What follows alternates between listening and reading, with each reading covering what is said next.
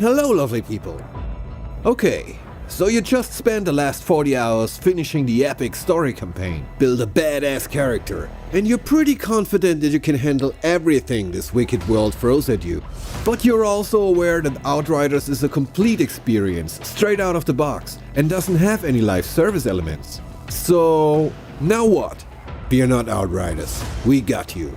Your job on Enoch is far from over. We don't want to go into any story spoilers, but for reasons that will become clear, mysterious points of interest have appeared across Enoch. New mysteries and stories are all waiting to be discovered, precious resources allowing for even more powerful gear. This is the place where advanced players really get to test their skills. It's a vicious but highly addictive post-campaign mode we call Expeditions. Check it out, this is how it works. After finishing the main storyline, you'll find yourself in a new camp. Among some other additions, you will notice a new station, with a map showing many new areas for you to explore. Oh and yes, it's pretty important to point out that you won't play any recycled content from the main campaign. Expeditions are big, handcrafted new levels, with their own mechanics, challenges and storyline. Before you start an expedition, you will notice the introduction of challenge tiers. It's pretty straightforward. The faster you are able to clear a mission, the richer the rewards. One important thing has changed though. You won't get any direct loot from your enemies. Instead, you'll receive all your rewards at the end of an expedition, if you manage to complete it. Don't worry though, we won't leave you completely empty-handed even if you fail all your attempts. In this example, you can score a good chunk of epic and rare loot, plus 3 new tiers. That's because we picked the highest at this moment available tier. You can always go lower to one of the previous unlocked tiers if you feel your strategy or build isn't quite ready yet. To be more precise, your newly earned tiers are needed for 2 things. First, tiers progression unlocks new locations for your team to discover. Unlocking all 15 of them will grant you access to the final expedition, the Eye of the Storm. Second, and similar to our world tier system, selected challenge tiers also determine the difficulty of a mission. Here's the kicker. When we release Outriders, your maximum character level is 30, but your weapons and gear can reach up to level 50 in expeditions. Choosing a challenge tier level will show you the expected enemy level, which is also the same level range of the loot you will receive at the end of a mission. So before you head into an expedition, make sure to adjust your strategy and equipment accordingly. There's no other way to go about this. Expeditions are tough. No wait, let me rephrase that. Expeditions are brutal, but for good reason. This content is intended for battle-hardened Outriders who really want to get creative with the nitty and gritty details of specialized character builds. Feeling like a well-tuned demigod? Then this is the place for you. But you might want to bring some demigod co-op friends along as well. You'll need them. No matter how strong and well-trained you think you are when you head into expeditions for the first time, you will need to become much more if you want to even reach the ultimate challenge. Stoked yet? Good. Before we dive more into expeditions though, we must first touch on another exciting subject that is heavily linked to this game mode. It's one of the most compelling and important core features of Outriders: modding, crafting, and everything in between. Upgrading and modifying your gear is an integral part of Outriders and gives you unparalleled freedom to strive for that perfect build. Dedicated players can experiment with a myriad of combinations to maximize and adapt their effectiveness for any given challenge. It's the foundation for countless hours of fun, and in the case of expeditions, even mandatory for survival. Let's talk about mods first. Mods are passive skills that can significantly alter the way your weapons, armor, or abilities work. For instance, they can add effects to your gunplay irrespective of your class, sticking your enemy with a nasty status effect like freeze, bleed, weaken, toxic, and many more. With rare and specialized mods equipped, you can even get a taste of the powers of a whole different class.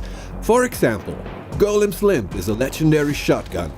It will grant its wielder the Devastator's Golem skin for 3 seconds after every killing shot, in this case helping out a pyromancer. Or maybe you get lucky and find this little gem, which takes a page from the Trickster's book about bending time and space. This mod will hit your opponent with a slow effect, like the Trickster's melee attack. But here we see a Technomancer making use of it. So broadly speaking, we're looking at two types of mods. General mods, as just described, can be applied to boost or alter how your weapons and armor work. But we also have skill mods, which are class specific. Those bad boys can amplify and change any of your 8 anomaly infused powers per class and can only be applied to armor. Like giving a Trickster a second temporal slice. Or how about increasing the damage, radius and ammo of your Technomancer's rocket launcher? By equipping the Spike Forest mod, a Devastator is able to stick his worries on much more than just one skewer. All our mods are segmented into 3 tiers, and you're able to collect them by dismantling the found gear that holds them. The rarity of a piece will determine what mod tier and amount of mods it might spawn with, except for our legendary gear, which has dedicated mods that can only be found on these specific items. These would be the mods in the tier 3 category, for instance. So far so good. Now here's a really cool thing. Once collected, you can apply and mix match your mods however you want. Let's say you went through hell and back on a challenge, got lucky and walked away with the legendary assault rifle Absolute Zero. Yes, it absolutely wreaks havoc, and freezing bullets are awesome. But you know what's even more awesome? Exactly, frozen enemies that get struck by lightning. So let's get to it. Luckily I found a legendary weapon called Thunderbird earlier in the game. And with my much higher level now, I decided to dismantle it and go for the mods. Quick piece of intel though. If a weapon already has 2 mods slotted, you can only change one of those 2 mods. Now let's select the Ultimate Stormwhip mod, the one we scored earlier from the Thunderbird, and a slot on the weapon with the mod we want to replace. Now all we have to do in order to get this new dream weapon build is to spend a little of our resources. In this case, 396 iron. Beautiful. And this is just one little example how you can alter and upgrade every single piece of gear in Outriders. So what else can we do on this crafting table? Improve rarity lets us improve the primary parameters of every item that isn't epic or legendary. There's firepower for weapons and armor for your wearables. By the way, hovering over the crafting options will reveal a color code explaining what rarity is needed for each craft. Here we look at unusual, rare, epic and legendary. Next up, swap variant. Here you can alter how your weapon fires and behaves in the field. Each weapon offers different variants depending on the type of weapon. You can unlock even more variants as your character level progresses. And last but not least, level up. Which is pretty much as straightforward as it sounds. Similar to improved rarity, raising a level of your equipment will boost firepower or armor. I think it's pretty obvious now. If you're really into tinkering with your equipment, Outriders will give you a lot of creative freedom to do just that. With about 350 individual mods across weapons, armor and skills, players have a lot of possibilities to experiment and home in on that perfect build. Also keep in mind, everything we just saw in the crafting department is directly linked to this. Fine-tuning your skills and equipment in conjunction with the skill tree. A skill tree that you can respec at any time without any cost. And this is where things really get interesting. Makes you wonder how deep this rabbit hole goes, doesn't it? Expeditions will challenge you and your team not only on a skill level, but also on how well your builds are tuned and in sync with another. That's why going deep into customization aspects of Outriders is not only super fun, but also vastly improves your lifespan on Enoch in general. Tune and optimize your skill tree for the challenge ahead, and find effective ways to complement the available powers from your Outrider squad mates. Especially when you want to take on higher world tiers in a story campaign, for instance. Okay, we covered crafting and upgrading your gear. Let's talk a little bit more about expeditions. As I said in the beginning, all of our expeditions are big, bespoke new levels in the game. And we have 14 of them ready for you to conquer when we ship on February 2nd, 2021. Of course we want to leave the excitement and fun of exploring these new areas for you. But hey, let's take a quick peek, shall we?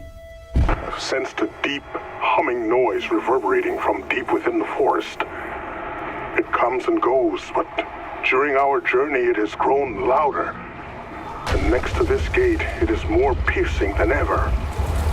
Outrider, I need to know the cause of this.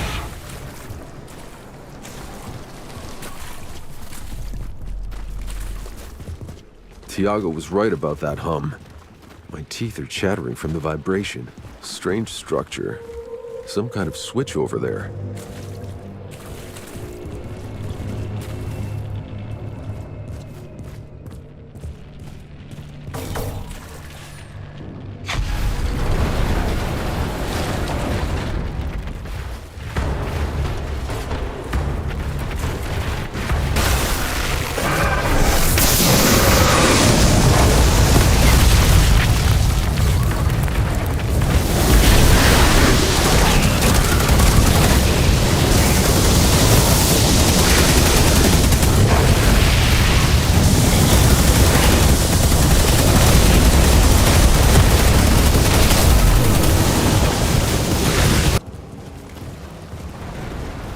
Nice view.